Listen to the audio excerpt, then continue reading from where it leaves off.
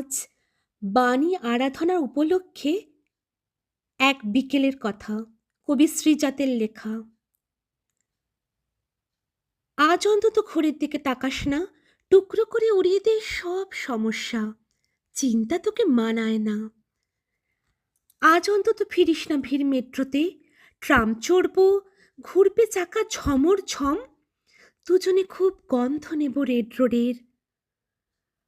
আজ অন্তত চুল খুলে দে দিক বিদিক, ডাইনে বাঁয়ে লোকগুলো সব মূর্ছা যাক, ইচ্ছে করে মিথ্যে কথার দিব্যিদি।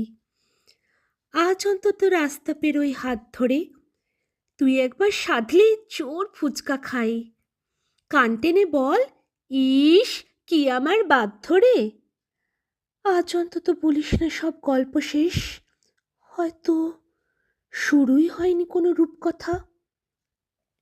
ওই তো একটা একলা চেয়ার, চল বসে আমার নতুন লেখা শোনাই খানতিনিক।